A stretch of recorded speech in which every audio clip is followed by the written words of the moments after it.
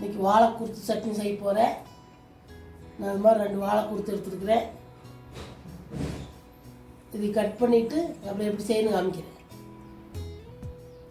வாழை குருத்து கட் பண்ணியாச்சு. அதுக்கு தேவையான பொருள் பார்த்திங்கன்னா சட்னிக்கு 1 ஸ்பூன் உளுந்தம் பருப்பு, 1.5 ஸ்பூன் கடலை பருப்பு, ஒரு 4-5 பல் பூண்டு, 2 வரமிளகா, கொஞ்சம் கருவேப்பிலை, ஒரு 10-20 சின்ன வெங்காயம். இது பார்த்திங்கன்னா புளி தக்காளியெல்லாம் சேர்த்துக்கூடாது. நீ எப்படி செய்யணும் காமிக்கிறேன். அடுப்பத்தை வச்சு அடைச்சிட்டு வச்சுக்கணும். கொஞ்சமாக எண்ணெய் ஊற்றிக்கங்க.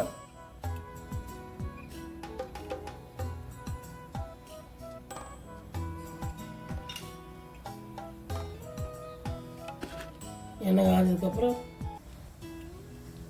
கடலைப்பருப்பு உளுந்தம் பருப்பையும் போட்டு கொஞ்சம் வறுத்துக்கலாம்.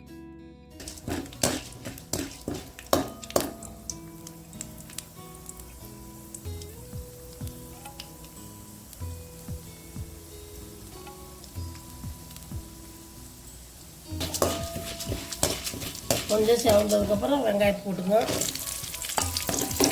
பூண்டு, வரமிளகா, கருவேப்பிலை எல்லாம் போட்டுக்கணும்.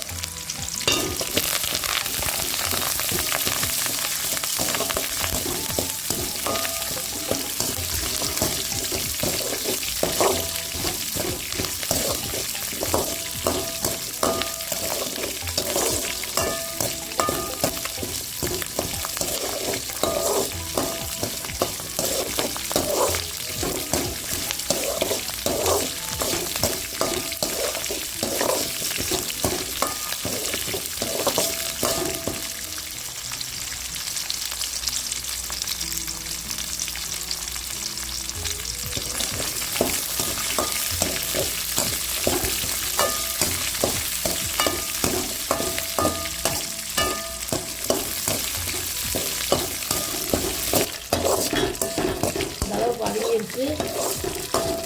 வெங்காயம் இதெல்லாம்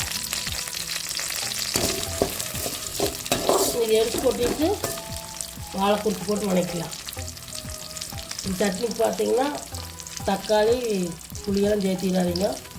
அது வரைக்கும் நம்ம மருத்துவ குணம் போயிடும். இது எடுத்து கொட்டி வச்சுக்கோங்க. வணக்கிறது எல்லாம் வாழை குருத்து சேர்த்துக்கலாம்.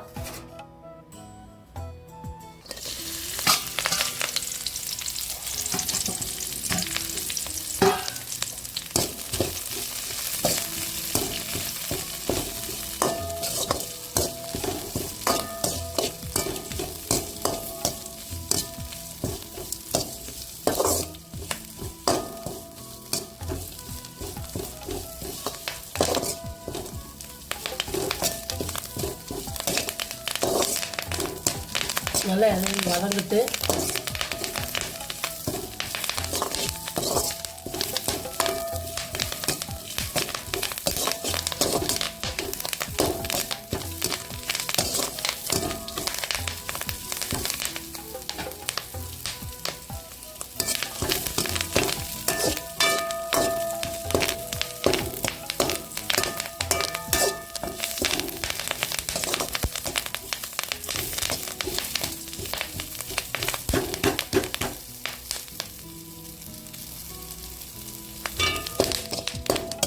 நல்லா தளவு வதக்குங்க.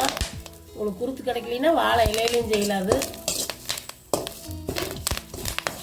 வாழை இலையும் அதே மாதிரி வெட்டி போட்டு செய்யலாம். நல்லாயிருக்கு.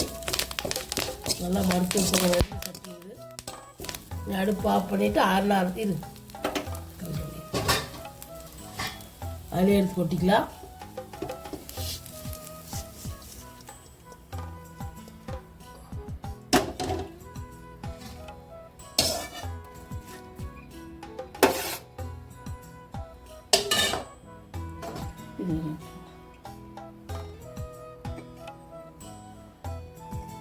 இதோட உப்பு சேர்த்துக்கலாம்.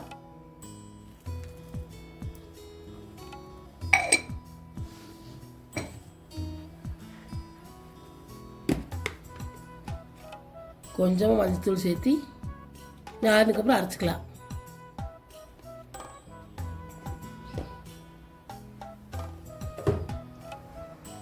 பார்த்திங்கன்னா வாழைக்குருத்து சட்னி அரைச்சாச்சு. நாங்கள் சாப்பாட்டுக்குனால கொஞ்சம் அதை கெட்டியாக வச்சுக்கிறோம். நீங்கள் இட்லி தோசைக்குன்னா கொஞ்சம் தண்ணி ஊற்றி கரைச்சிக்குங்க. சட்னி பார்த்திங்கன்னா எல்லோரும் சாப்பிட்லாம். நல்லா மருத்துவ குணமுள்ள சட்னி. நீங்களும் உங்கள் வீட்டில் செஞ்சு பாருங்க. செஞ்சு பார்த்துட்டு வீடியோ பிடிச்சிருந்தா லைக் பண்ணுங்கள், ஷேர் பண்ணுங்கள், சப்ஸ்கிரைப் பண்ணுங்கள்.